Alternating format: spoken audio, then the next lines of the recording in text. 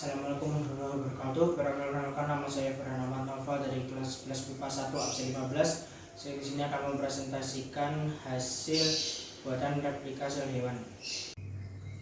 Yang pertama, di sini ada nukleus. Nukleus yaitu merupakan organel terbesar yang paling menonjol dalam sel tubuh.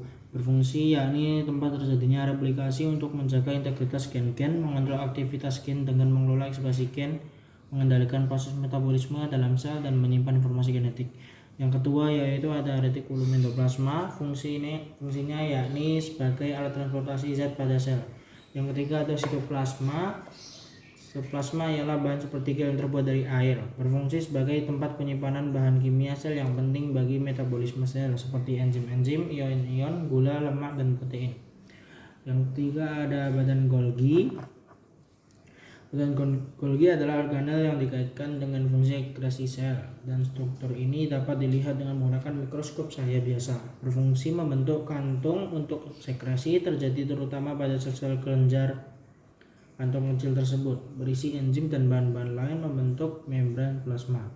Yang ketiga ada mitokondria. Mitokondria merupakan salah satu organel sel yang menjadi tempat berlangsungnya fungsi respirasi makhluk hidup. Mitokondria berfungsi sebagai penghasil energi, membantu detoksifikasi amonia sehingga berperan dalam proses kematian sel. Yang selanjutnya dari ribosom.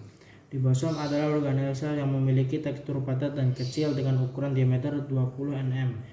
Fungsinya tempat berlangsungnya sintesis protein. Selanjutnya ada lisosom. Lisosom adalah organel bermembran yang ditemukan pada banyak sel hewan.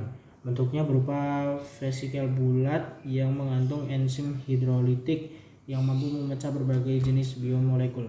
Berfungsi sebagai organel pertahanan sel, misalnya ketika bermolekul masuk ke dalam sel, lisosom akan bergabung dengan vakuola mengeluarkan enzim untuk mencerna makromolekulnya, mencerna materi yang dimasukkan ke dalam sel, dan mendaur ulang materi dari pembuangan intraseluler.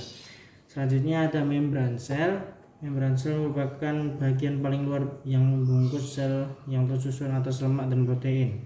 Berfungsi yaitu melindungi sel, penerima rangsangan dari luar, dan mengatur keluar masuknya zat.